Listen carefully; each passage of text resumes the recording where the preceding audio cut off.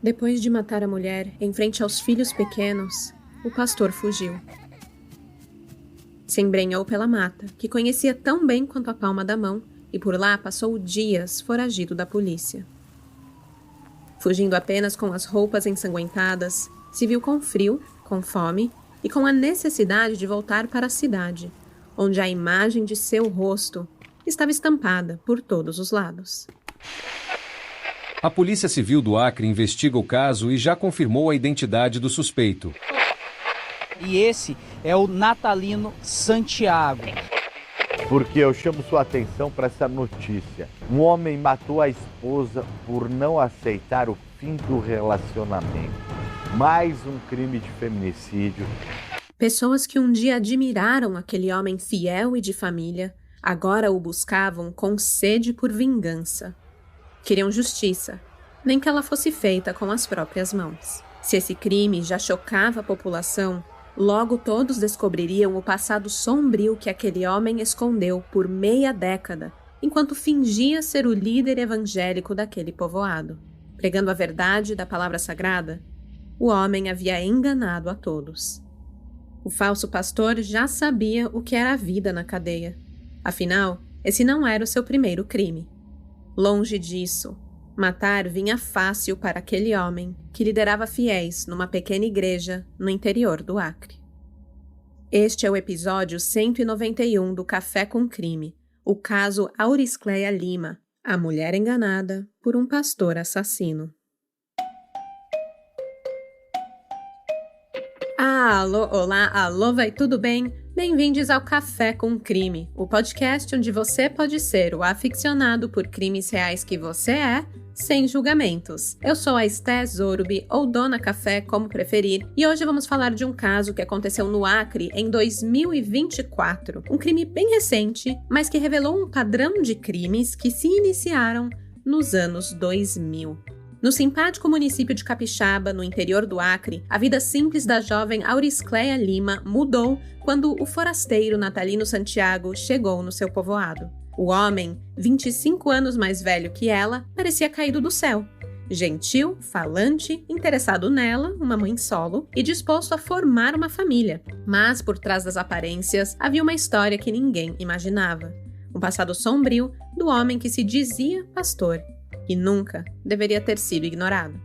Neste episódio você vai entender como escolhas pessoais, falhas do sistema e sinais deixados ao longo do caminho se cruzaram e levaram a um desfecho que poderia ter sido evitado. Um desfecho trágico. Essa história foi uma indicação do ouvinte Ed Lima. Obrigada pela sugestão. Foi um caso que mexeu muito comigo, não só pelo tamanho da crueldade envolvida, mas por se tratar de um crime reincidente. Um padrão que foi ignorado. Mas antes de ir para a história, não deixe de seguir a gente aí na plataforma onde você está ouvindo. Ative as notificações para não perder nenhum episódio novo e, se puder, deixe sua avaliação também. Parece pouco, mas para Dona Café aqui e toda a nossa equipe, isso é tudo. E se você gosta muito dos nossos episódios aqui no Café com Crime, saiba que você pode escutar ainda mais histórias. Todo mês eu lanço um episódio exclusivo extra para os apoiadores do podcast. Para ter acesso, basta apoiar pela Apoia-se ou Orelo. Eu vou deixar o link das nossas campanhas de apoio na descrição deste episódio. Ao apoiar, você já ganha acesso imediato aos mais de 50 episódios exclusivos para apoiadores, além de entrar para nosso grupo de crimezeiros no WhatsApp. Super obrigada a todos os apoiadores, de verdade, vocês fazem esse podcast existir. E para fechar essa introdução, você já conhece a lojinha do Café com Crime? Lá você encontra canecas, camisetas e bolsas do podcast. No site mapenca.com/café com crime, você pode conhecer os nossos produtinhos e presentear você mesmo ou o crimezeiro da sua vida com algo que é realmente a sua cara. Eu vou deixar o link da loja mapenca.com/café com crime aqui na descrição do episódio também. Lembrando que este podcast faz uso de efeitos sonoros, então se puder, escute de fones de ouvido para ter uma imersão melhor. E um alerta de gatilho, vamos tratar de temas como violência doméstica, física e sexual. E com isso, bora começar do começo?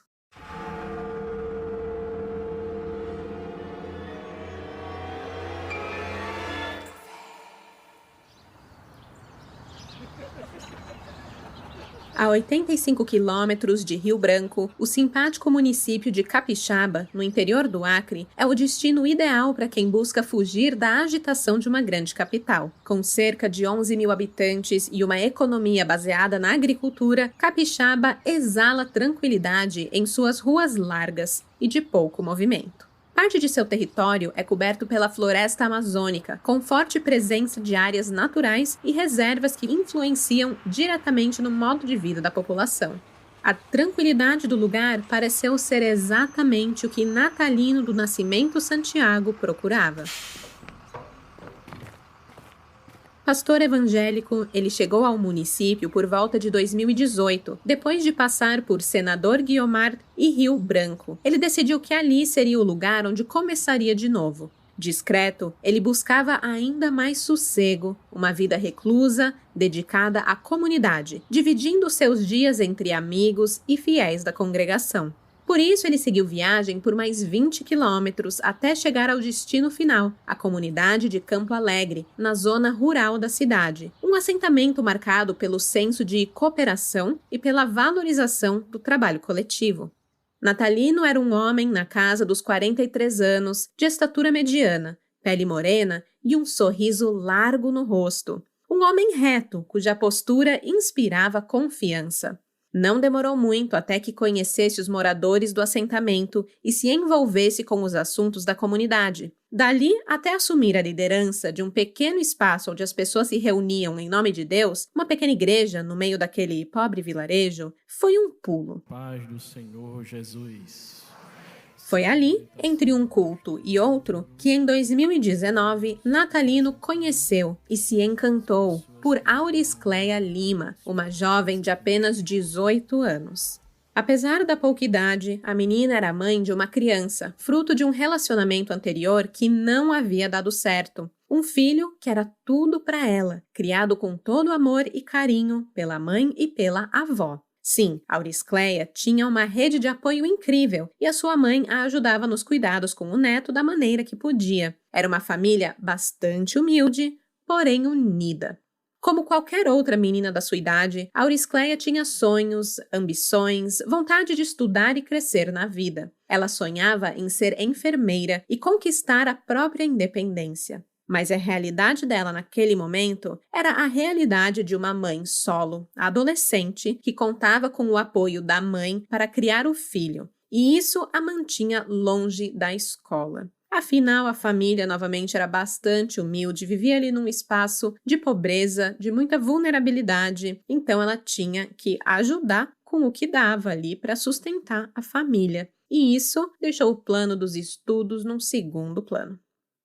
Mesmo com os sonhos de estudar em pausa, Auriscleia seguia a vida com muita alegria e energia. Ela era muito querida por onde passava. Ela gostava bastante de louvar e cantar na igreja, onde ela mantinha uma comunidade próxima, além de decorar festas de aniversário.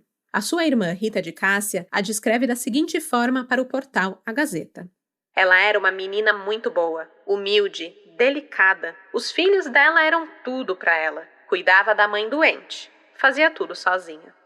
Talvez pela vulnerabilidade emocional e social, não há registro de qualquer objeção por parte da família da Auriscleia quando Natalino demonstrou interesse na jovem, 25 anos mais nova que ele.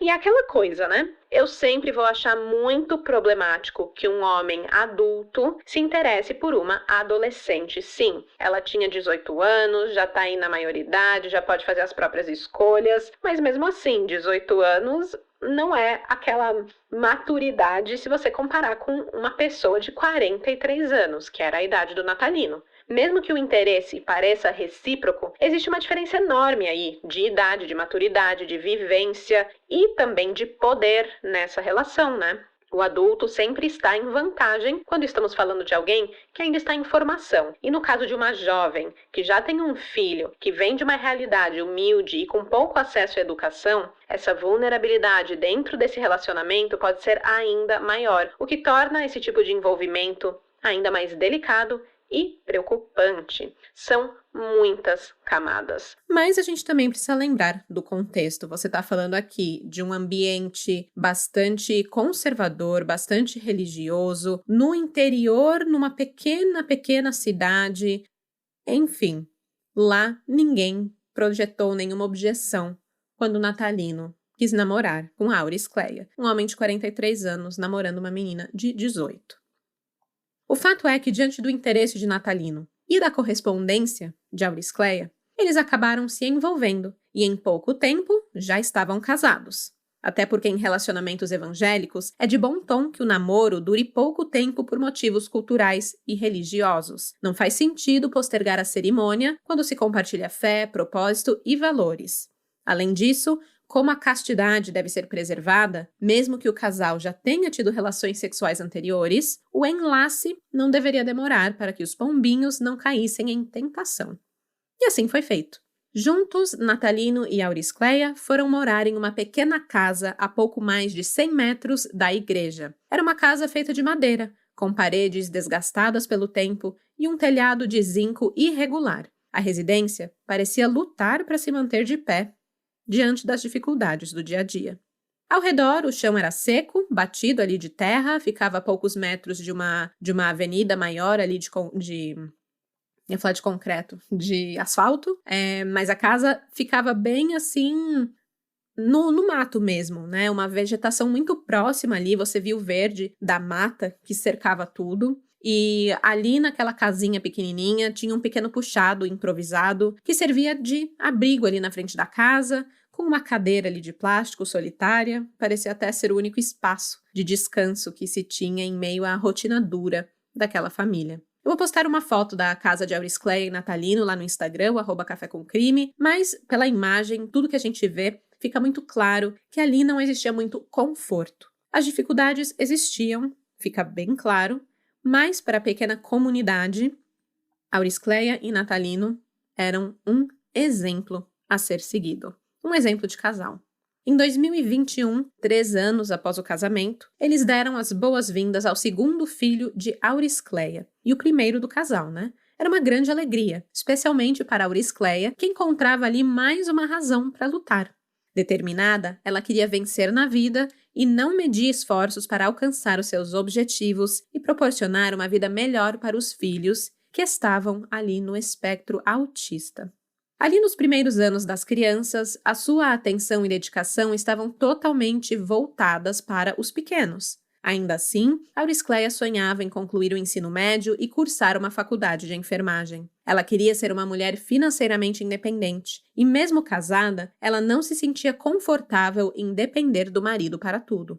O pouco tempo livre que ela tinha era dedicado ao templo, onde louvava a Deus e se envolvia em projetos sociais. Sempre que havia algum aniversário, era ela quem assumia a organização e cuidava de cada detalhe da decoração. Desde que se tornou esposa do pastor da comunidade, nenhuma data especial passava em branco. Apesar das dificuldades financeiras, Auris Cleia vivia feliz ao lado do marido e dos filhos. Até que um acidente de carro na zona rural de Capixaba fez com que ela passasse a enxergar Natalino de maneira diferente.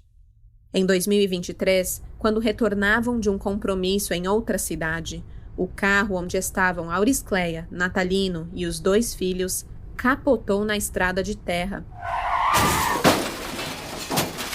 Era o pastor quem dirigia o veículo da Auris Cleia quando saíram da pista naquele acidente. Após o capotamento, em meio ao desespero, Natalino deixou o carro sem prestar ajuda à esposa nem às crianças. E Auris Cleia precisou lutar sozinha pela própria vida e pela vida dos filhos. Mais tarde, em uma conversa com Ana Maria Nascimento, que é atual esposa do pai de seu filho mais velho, Auris Cleia confidenciou para essa amiga que aquele episódio mudou completamente a forma como via Natalino. Naquele momento, enquanto se desdobrava para tirar os filhos dos destroços, diante de um pai impassível, o encanto pelo marido ficou tão destruído quanto seu carro. A propósito, É importante destacar que a convivência com a família do filho mais velho era bastante próxima. Ana Maria, madrasta do menino, era também confidente de Auricléia e costumava ouvir os seus desabafos e anseios. Eram bem amigas, as duas famílias se davam muito bem. O mesmo Natalino, que diante do acidente não teve iniciativa de retirar os meninos dos destroços do carro, fazia questão de mostrar publicamente que não via o filho mais velho de Auricléia apenas como enteado. Quem acompanhava o casal na comunidade e na igreja garante que ele dispensava ao menino atenção, carinho e cuidado, como se realmente fosse ali o seu próprio filho. Em um vídeo postado em seu Facebook em meados de 2023, Natalino chega a registrar as crianças aprendendo a tocar bateria na igreja, e ele diz orgulhoso: "Olha os meus filhos tocando bateria, os bateristas aí passando o som." Até parece que ele fazia questão de que o enxergassem como pai exemplar, mas as amigas Ana Maria e Auricléia já estavam de olhos bem abertos com relação a tamanha bondade. Nos 2 anos seguintes, a imagem de casal modelo começou a ruir. O homem gentil e zeloso por quem Auricléia se apaixonou ainda adolescente deu lugar a uma figura abusiva, ciumenta e controladora. Somando-se a isso a lembrança da atitude do pastor diante do acidente de carro, que a jovem jamais conseguiu superar, Auricléia foi gradualmente tomando consciência de que seu futuro talvez não estivesse ligado ao de Natalino. A harmonia do lar deu lugar a um clima constante de ameaça. Sempre que Auricléia ousava expressar sua vontade de seguir a vida longe do marido, ele reagia com palavras de violência, afirmando que, se ela saísse de casa, mataria tanto ela quanto os meninos. Além disso, deixava claro que se ela tentasse fugir de Capixaba, sua fúria se voltaria contra a sogra, a mãe que a Auricléia cuidava sozinha porque era uma mulher já doente. Auricléia acreditava piamente nas ameaças do marido. Isso porque, um belo dia, Natalino revelou seu passado para ela, confidenciando à esposa que ela havia se casado com um assassino.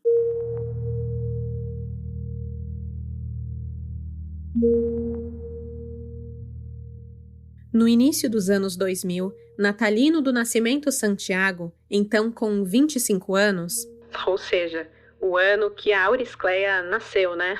Ai, gente, essa diferença de idade, complicado.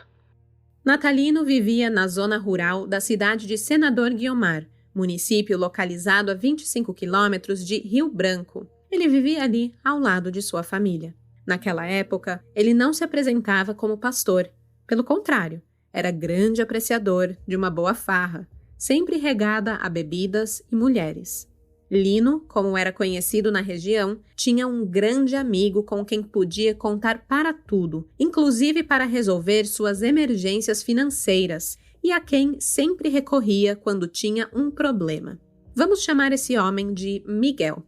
Miguel era aquele amigo-irmão que convivia com a família de Natalino e tinha aquela confiança mútua, de olhos fechados, sabe? Com os dois era assim, uma relação próxima e de muito companheirismo. Desde a infância, eles eram inseparáveis. Natalino era solteiro, mas Miguel era casado com Silene de Oliveira, com quem tinha 2 filhos, um menino de 5 anos e uma menina de 2 anos. E o casal estava radiante, porque Silene havia descoberto recentemente que estava esperando o 3º bebê, uma gestação de apenas 2 meses, mas que já alimentava ali os sonhos da família, sabe? Aquela sensação de renovação, de vida nova chegando, de imaginar as crianças brincando e brigando pelo terreno. Eles estavam, assim, muito felizes com essa fase que a família passava. É bem verdade que Silene e Miguel levavam uma vida humilde na zona rural. Enquanto ele trabalhava no plantio de arroz em uma fazenda da região, Silene se dedicava aos afazeres domésticos e aos filhos, que eram tudo para ela. O que ninguém havia percebido até então era que a jovem havia despertado o interesse de Natalino, que, sem exageros, gente, ele estava sempre por perto, sempre presente. Em silêncio, Lino passou a cobiçá-la. E nem a amizade de Miguel, nem a presença dos filhos do casal, nem a gestação de Silene, tampouco a falta de qualquer correspondência aos seus interesses, foram suficientes para contê-lo. Sem nenhuma consideração ou respeito, Natalino alimentou os seus desejos, até que certo dia decidiu que deixaria a fantasia de lado para colocá-los em prática. O dia 3 de setembro do ano 2000 caiu em um domingo, e mesmo sendo um final de semana, o marido de Silene precisou trabalhar. Era época de plantio e Miguel precisava dar conta da demanda que o período exigia dos trabalhadores rurais. Ao contrário do amigo, Natalino aproveitou aquela manhã para jogar bola, encher a cara e fazer uso de substâncias ilícitas. Uma mistura que dificilmente terminaria de outra forma que não em confusão com os demais jogadores ali do time. E aí, já viu, né? Uma entrada mais dura, um cara que reclama aqui, o outro que bêbado rebate de cá e do nada uma briga generalizada no campo de futebol. Mas, sempre necessária, a turma do deixa disso entrou em cena para acalmar os ânimos e retirar dali o motivo de toda a confusão. Natalino. Fato é que Natalino não se aguentava sobre os dois pés e foi aconselhado pelos outros jogadores a pegar seu rumo e ir para casa descansar. E aparentemente ele aceitou. Só que ao invés de ir para sua própria casa, ficar de boinhas, ele sabia que Silene estava sozinha com os filhos em casa e resolveu ir até a casa do amigo fazer uma visita cheia de más intenções. Quando chegou na casa do melhor amigo, Natalino encontrou uma Silene distraída. Afinal, ela estava sozinha com as crianças dentro da própria casa, um ambiente que ela considerava seguro. Então ela estava ali, né, super tranquilona e de boas. O Natalino se aproveitou dessa distração e a surpreendeu, já passando as mãos pelo seu corpo na tentativa de violentá-la. Mas a Silene reagiu ao ataque e correu pela casa gritando enquanto tentava proteger também as crianças. Mas apesar de todos os seus gritos, ninguém apareceu para ajudá-la. Diante da resistência de Silene e sem aceitar um não, Natalino voltou sua atenção para a caçula da família. Em um ato ainda mais cruel, ele tomou a menina de 2 anos nos braços e correu com ela em direção ao mato, passando a ameaçar a integridade da criança com uma faca encostada em seu pescoço. Silene custou a acreditar no que estava vendo. Ela jamais imaginou que Lino, aquele amigo tão fiel ao seu esposo, pudesse fazer algum mal a ela ou às crianças. O filho mais velho, de apenas 5 aninhos, correu atrás do Natalino lá para o mato e Silene seguiu atrás, implorando para que ele soltasse a filha dele, se colocando também como moeda de troca pela menina. Silene afirmou que Natalino poderia fazer o que quisesse com ela, desde que poupasse a vida da criança. Natalino aceitou a troca. Deixou a menina de 2 anos no chão e agarrou Silene, a quem atacou com dezenas de facadas. Só nas costas da esposa de seu melhor amigo foram 16 golpes. Silene, que vale lembrar, estava grávida de 2 meses, não teve a menor chance contra o seu agressor. As crianças de 2 e 5 anos correram para trás de uma moita, de onde viram todo o ataque à mãe, inclusive um estupro que aconteceu quando Silene já estava morta. Depois de matar e abusar do corpo da vítima, cometendo ali necrofilia, Natalino se vestiu e foi embora, deixando os filhos de seu melhor amigo órfãos de mãe e traumatizados com aquela cena de violência. Quando voltou da fazenda, no dia seguinte, Miguel não encontrou a esposa e os filhos em casa, mas imaginou que estivessem na sogra e foi tomar um banho e descansar do trabalho. Antes de ir buscá-los, ele recebeu a notícia de que a mulher não havia estado na residência da mãe naquele dia. Desesperado, Miguel iniciou as buscas nas casas de parentes e hospitais da região. Um trabalho, gente, que durou 3 dias. 3 dias se passaram, até que as crianças voltaram para a própria casa e contaram o que havia acontecido. e levaram o pai e alguns conhecidos até o local onde estava o corpo de Silene. Me choca muito saber que as crianças permaneceram ao lado do corpo da mãe durante todo esse tempo, por 3 dias, enfrentando o frio, a fome e o medo ali no mato, até finalmente conseguirem voltar e buscar ajuda. É o tipo de cena difícil de imaginar, né? Eu tô toda arrepiada aqui contando isso pra vocês. Chega a me causar, assim, uma dor física pensar em tudo o que essas crianças passaram, desde o que elas viram até esses 3 dias no mato ao lado do corpo sem vida da mãe. Mas apesar de todo o trauma, foi graças às crianças que o crime pôde ser desvendado. Os filhos de Silene foram capazes de relatar o que viram e revelaram ao pai que Natalino havia matado a mãe. O problema é que a demora para encontrar Silene acabou favorecendo a fuga do assassino. Enquanto Miguel percorria a região em busca da esposa durante aqueles 3 dias, Natalino seguiu para o centro da cidade e procurou abrigo na casa de uma tia. Ele ainda estava sujo de sangue quando chegou, mas ninguém suspeitou de nada mais grave. O que eu acho muito difícil, né? Até porque a violência empregada contra a Silene foi muito grande, sabe? As roupas do Natalino deveriam estar encharcadas de sangue. Mas essa é a narrativa que a gente encontrou, de que ninguém desconfiou de nada, como se fosse super normal andar por aí com as roupas banhadas de sangue. O que se sabe é que Natalino foi recebido normalmente, ganhou roupas limpas e um banho quente, e que se comportou como se nada tivesse acontecido. Ele permaneceu ali na casa da tia até ser capturado pela polícia, 3 dias depois. As roupas sujas de sangue foram entregues à polícia pela tia e, além disso, os vestígios biológicos encontrados sob suas unhas foram essenciais para comprovar a autoria do crime. Isso sem contar com os depoimentos das crianças, obviamente. Assim, em 21 de março de 2002, Natalino foi condenado a 27 anos de reclusão pelos crimes cometidos contra Silene. Foram 19 anos pelo homicídio e mais 8 anos pelo estupro, já que a tipificação do feminicídio só passou a existir na legislação brasileira em 2015. Infelizmente, se engana quem pensa que ele passou muito tempo atrás das grades. Apenas 6 anos após esse crime brutal, Natalino foi beneficiado com a progressão de pena por bom comportamento e ganhou a liberdade. Todo bom comportamento que ele demonstrou dentro da cadeia sumiu rapidinho assim que colocou os pés na rua. Assim que deixou a prisão, ele passou na casa de algumas pessoas que testemunharam contra ele no processo e as ameaçou, antes de se mudar para Rio Branco, a 25 quilômetros da sua cidade natal. Foi ali que o segundo crime creditado a ele ocorreu, 5 anos após Natalino ganhar liberdade. Pouco se sabe sobre esse homicídio, mas ocorreu em 2011 no bairro Palheiral, na capital do Acre. Desta vez, a vítima foi um homem. As circunstâncias que motivaram Natalino a matá-lo, ou mesmo o nome de sua vítima, não foram divulgados.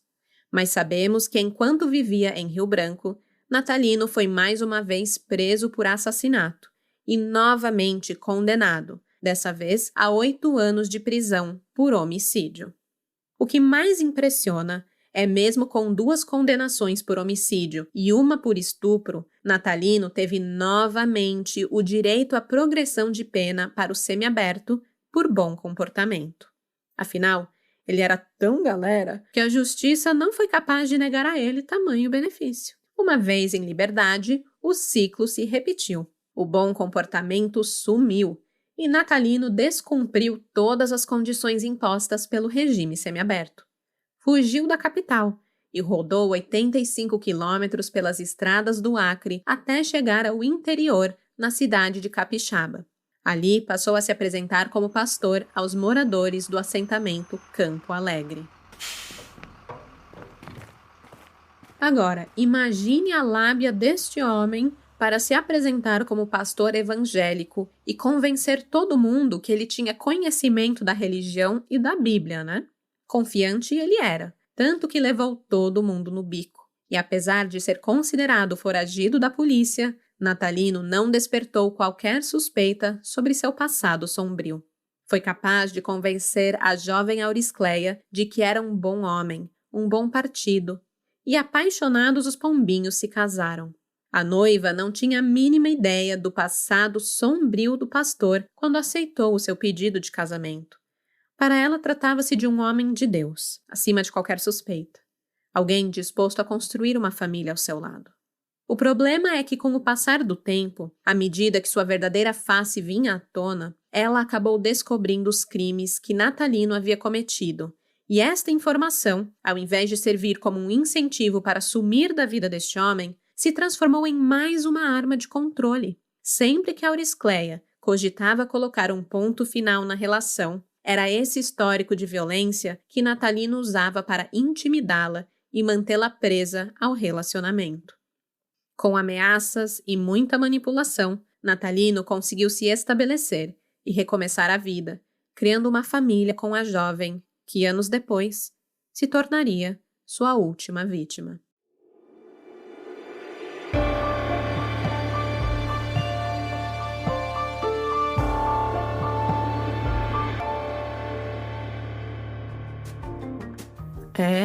É tenso. Por isso, vamos fazer uma pausa, tomar um gole de café e falar de coisa boa. Você já parou para observar sua rotina de verdade? Tipo investigação mesmo, olhar para os detalhes. Ao longo do dia, o calor muda, você se movimenta, resolve 1000 coisas e quase ninguém questiona uma coisinha básica, a roupa. Mas devia, porque quando você presta atenção, as evidências aparecem. É tecido que esquenta demais, peça que limita o movimento, desconforto que vai acumulando. E aí não tem mistério. Tem coisa na sua rotina que não tá jogando a seu favor. É aí que a Insider entra, com peças pensadas para a vida real, tipo a Wingsuit, que acompanha seu dia inteiro sem você precisar pensar. Funciona no trabalho, no corre da cidade, se adapta à temperatura e continua confortável por horas. No fim, não é sobre montar um look complicado, é sobre resolver a rotina com inteligência. E falando em decisão inteligente, usando o cupom Café com Crime, você garante 15% off na primeira compra ou 10% off se você já for cliente. E agora, no começo do mês, pagando no Pix, tem mais 10% off direto no carrinho. Se é para começar o mês, que seja com as peças certas. A Insider é tecnologia que acompanha a sua rotina. E agora, podemos voltar ao crime. So good, so good, so good. New spring arrivals are at Nordstrom Rack stores now. Get ready to save big with up to 60% off Rag & Bone, Marc Jacobs, Free People, and more. How did I not know Rack has Adidas? Because there's always something new. Join the Nordy Club to unlock exclusive discounts, shop new arrivals first, and more. Plus, buy online and pick up at your favorite Rack store for free. Great brands, great prices. That's why you Rack. Life is full of choices, but the choice between getting crispy chicken nuggets or a Crunchwrap Slider isn't one you'll have to make. The new Crispy Chicken Crunchwrap Slider at Taco Bell. All white meat chicken nuggets, breaded in tortilla chips, wrapped up, sauce and all, inside a slider-sized Crunchwrap. Choose from creamy chipotle or jalapeno honey mustard. Well, there we go. Life, still full of choices. The new Crispy Chicken Crunchwrap Slider. A brand new classic. Only at Taco Bell. At participating U.S. Taco Bell locations for a limited time and while supplies last.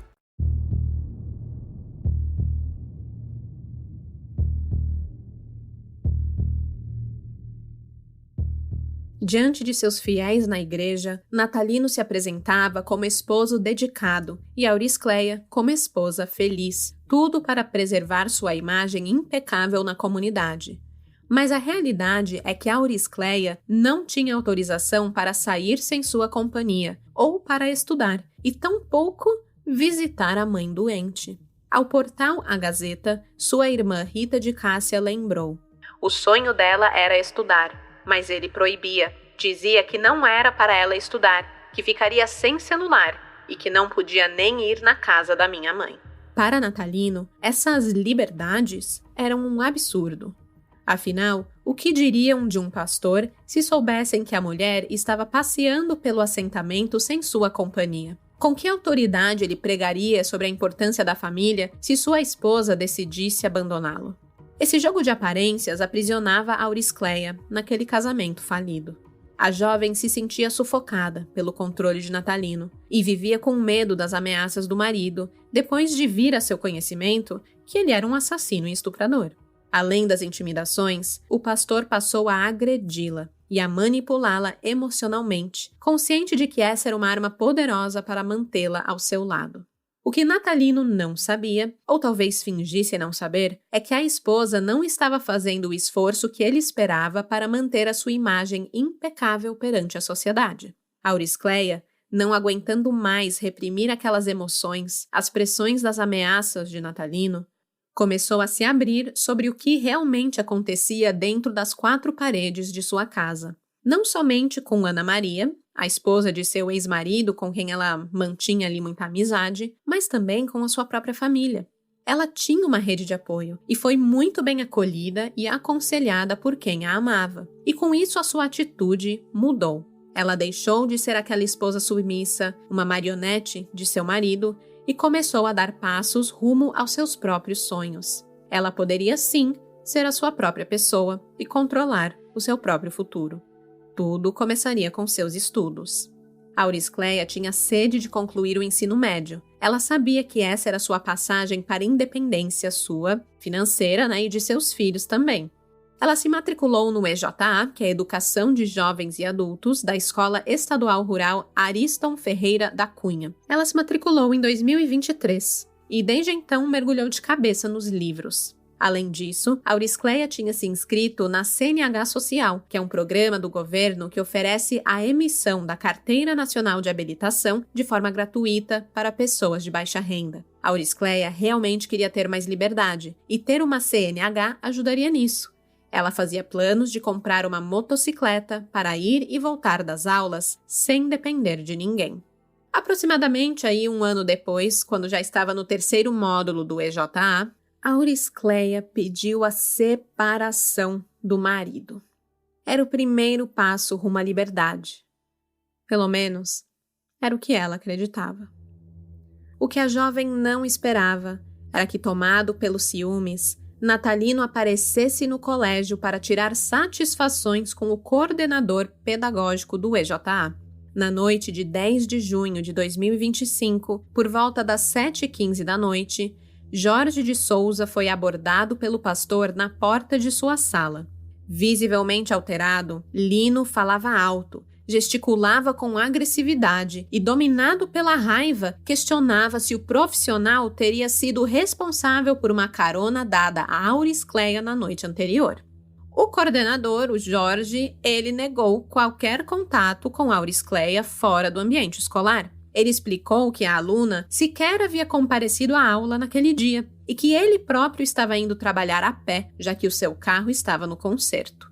Mesmo diante das explicações, o pastor insistia, cada vez mais exaltado, em suas acusações. Jorge tentou manter a calma e conter a situação, mas era difícil argumentar com Natalino, que dizia com segurança que havia visto com os próprios olhos o carro em que Auricleia estaria. Jorge reafirmou com firmeza que não era ele o motorista daquele carro. Após esse embate, o pastor deixou a escola, mas não antes sem lançar uma última ameaça. Ele prometeu que pegaria Auricleia em breve. Jorge ficou chocado, mas passado o susto inicial, o coordenador traçou uma estratégia para tentar proteger a aluna naquele momento. Ele era um bom homem, Mais uma vez mostrando como é importante uma rede de apoio.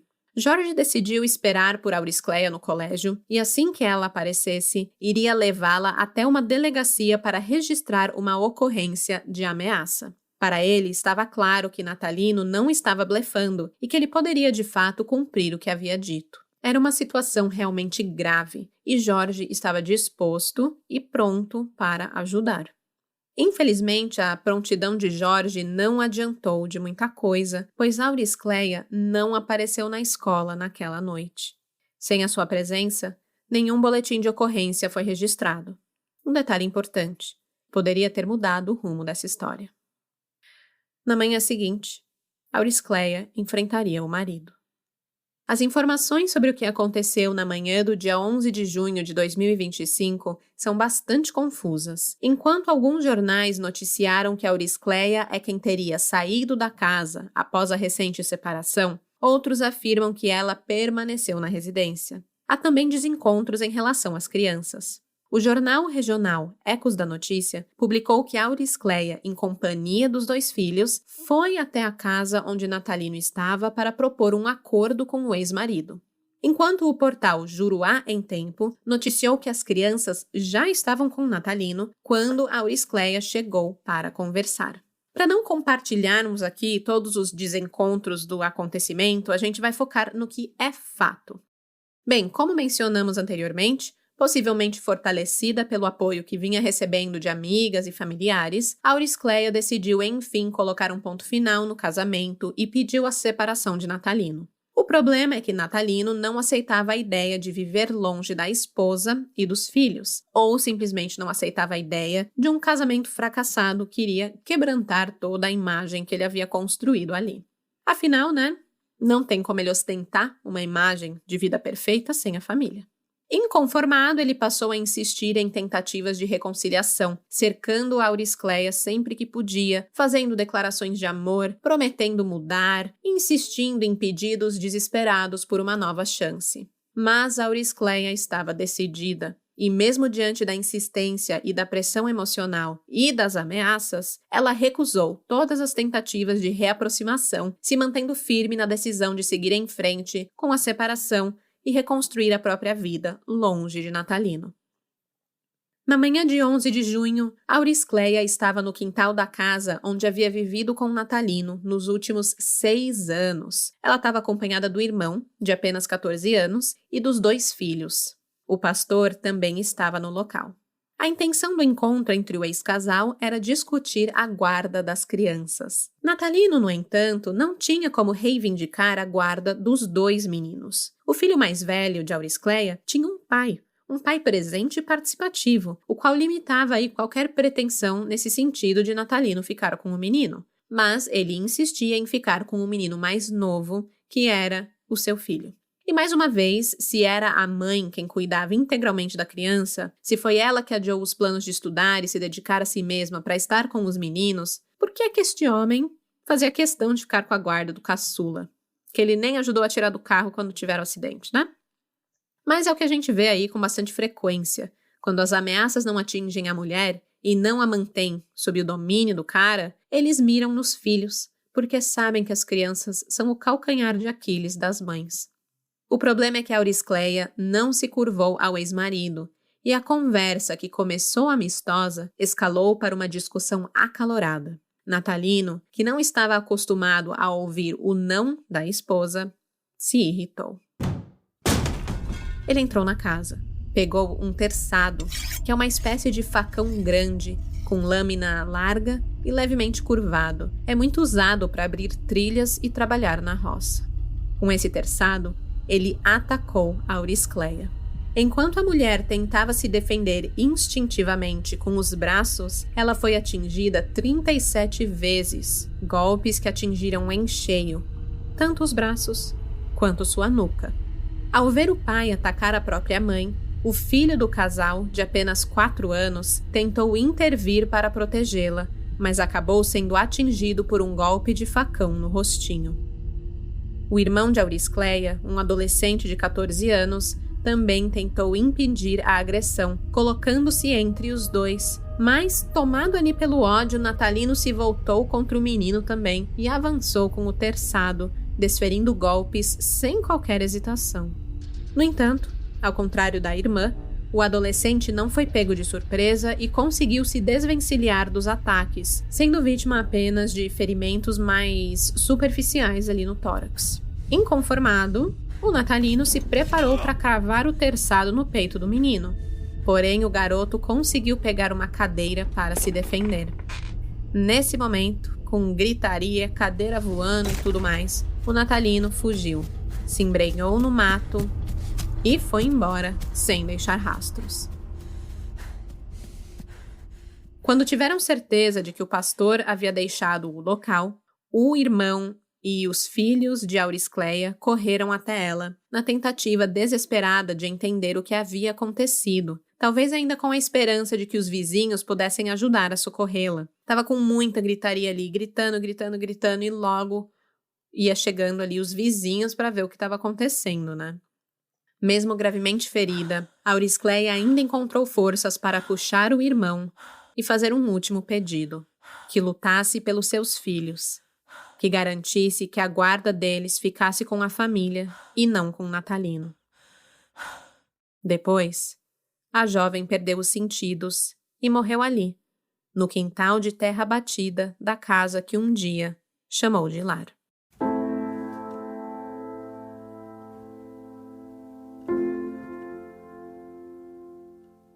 No assentamento Campo Alegre, os limites entre as residências não eram definidos por muros. E se por um lado isso facilitou a fuga de Natalino, por outro, permitiu que os vizinhos, ao perceberem a movimentação, chegassem rapidamente ao local para acolher as crianças e o adolescente. A polícia militar foi acionada e agentes do 4º Batalhão isolaram a área para o trabalho da perícia criminal. Paralelamente, equipes iniciaram buscas pela região e avançaram pela área de mata na esperança de localizar o assassino, que poderia estar escondido ainda nas proximidades, aguardando a poeira baixar antes de fugir definitivamente. Porém, apesar dos esforços, Natalino não foi localizado. Logo, o delegado Aldísio Neto também chegou ao local para assumir as investigações e revelou que Natalino era um homem condenado pelos crimes de estupro e homicídio e que inclusive estava foragido.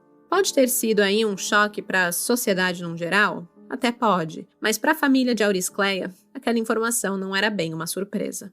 Diante de notícias como essa, é natural que as pessoas julgassem a Auricleia pela falta de iniciativa, de denunciar o agressor, de sair de casa com os filhos. Mas vocês conseguem perceber como se dá a manipulação pelo medo e ainda imaginar como era a vida dessa mulher ao lado do marido? Isso sem falar que quando ela tomou uma atitude, acabou morta por ele.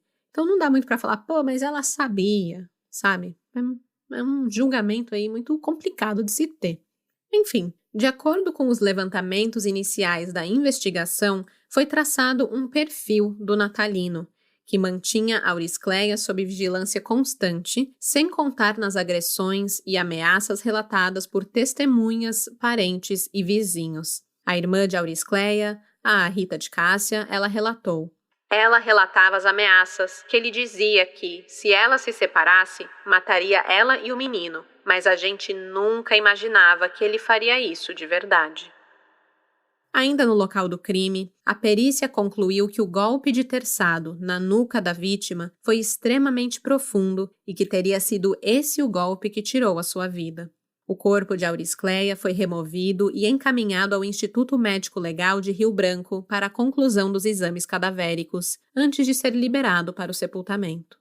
Assim como era desejo de Auricleia, os seus filhos foram entregues a pessoas de confiança.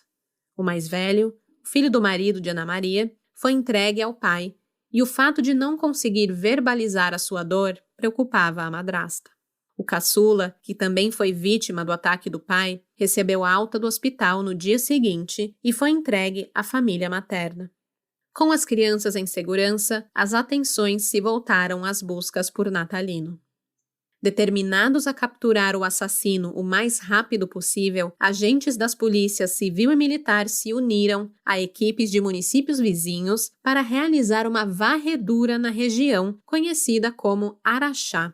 É localizada entre Capixaba e Chapuri. Os policiais passaram a monitorar e vasculhar todos os ramais da região, fechando possíveis rotas de fuga durante todo o dia 11 de junho, mas não obtiveram resultados. Parecia que Natalino havia evaporado. Natalino era cauteloso. Ele passou a circular de madrugada para não chamar a atenção. Mas a imagem do falso pastor passou a circular pelo estado, e foi graças a isso que veio a primeira pista sobre o seu paradeiro. Uma pessoa atenta que já tinha visto ali a notícia, as imagens de Natalino, o reconheceu na madrugada do dia 12 de junho, quando Natalino foi até uma lanchonete na divisa de Chapuri e Capixaba. A testemunha entrou em contato com o 190 e a informação animou os policiais, já que as equipes do delegado Aldísio Neto estavam cercando a região correta. Uma foto tirada a uma distância segura e enviada para as autoridades confirmou que o homem avistado na lanchonete era realmente quem estavam procurando. Capturá-lo era uma questão de tempo. No dia seguinte, outro morador entrou em contato com a polícia para relatar que o suspeito estava circulando pela zona rural de Capixaba, provavelmente em busca de comida, já que depois do crime, Natalino fugiu apenas com a roupa do corpo. Uma policial civil da cidade também cruzou o caminho de Natalino no dia 13 de junho. No entanto, ao receber voz de prisão, ele fugiu em direção a uma área de mata fechada, o que impossibilitou que a investigadora desse continuidade à abordagem. Diante das denúncias, a polícia definiu um perímetro de varredura e helicópteros passaram o restante do dia sobrevoando a área apontada como a rota de fuga do pastor. Isso sem contar nos agentes que percorriam a mata por terra, né? Então tinha olhos no céu e na terra em busca do pastor. É evidente que Natalino conhecia a região como a palma da própria mão, porque mesmo dando pinta em alguns momentos, sempre que as buscas se intensificavam, ele simplesmente desaparecia, deixando todo mundo com aquela pulga atrás da orelha. Será que ele estava recebendo ajuda e abrigo de algum amigo do assentamento? Ainda não era possível seguir por essa linha, mas fato é que o dia 13 de junho acabou da mesma forma que começou, sem que o criminoso fosse capturado. Essa busca toda me lembrou da fuga do serial killer Lázaro Barbosa de Souza, que ocorreu em 2022 em Goiás. Ele se embrenhou na mata ali por 20 dias, fugindo da polícia como um fantasma. Mas, diferentemente de Lázaro, Natalino se entregou espontaneamente depois de 3 dias de fugas intensas pelas matas da região. Na manhã do dia 14 de junho, a polícia recebeu o telefonema de um morador do assentamento Campo Alegre para informar que o assassino queria se entregar. Natalino estava cansado, com fome, sede e sabia que o cerco estava se fechando. Não havia mais para onde fugir. A informação recebida pela central da Polícia Militar foi prontamente repassada para a equipe do delegado Aldísio Neto, que, sem alarde, chamou apenas um policial e foi até o local para efetuar a prisão. O delegado tinha conhecimento da revolta da população e da família da vítima e, para evitar linchamento, optou por transferir Natalino para a delegacia de flagrantes em Rio Branco. Quando a notícia da prisão se espalhou pela cidade, um grupo de pessoas chegou a ir até a delegacia de Capixaba e cercar o local na tentativa de agredir o Natalino. O delegado Aldísio sabia com quem estava lidando, né? Ali era o seu povoado.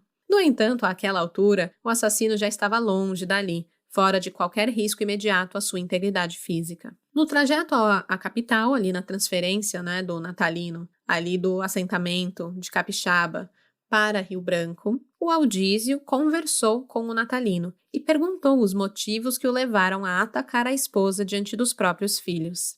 Natalino respondeu que sentia um ciúmes absurdo de Auricléia e que a discussão pela guarda dos filhos o irritou de tal maneira que ele perdeu o controle da situação e a atacou. Quando iniciou os golpes, a mulher estava segurando o filho do casal no colo e nem isso foi capaz de conter a sua fúria. Natalino também revelou ao delegado que, ao contrário do que todos imaginavam, o menino mais novo não era seu filho biológico. Segundo ele, Auricléia já estava grávida quando os dois se conheceram. Eu não pude confirmar a veracidade dessa fala de Natalino, mas caso for uma informação verdadeira, eu fico me perguntando se o fato de estar grávida, somado ao medo dos julgamentos por ter mais um filho fora de um relacionamento, de um casamento, não teria sido o verdadeiro motivo que levou Auricléia a aceitar a aproximação de Natalino. E aqui, se for isso, a gente entra numa outra camada desse episódio, que é como esse julgamento social, essa expectativa social nesse meio tão conservador e religioso que ela vivia, acabou empurrando ela aos braços de um assassino, Ou se nada disso for verdade, Natalino só estiver dizendo isso porque estava com raiva ali na hora, por ter matado a mulher, a gente fica com outra opção. Será que a Auricléia realmente se apaixonou por aquele falso pastor assassino?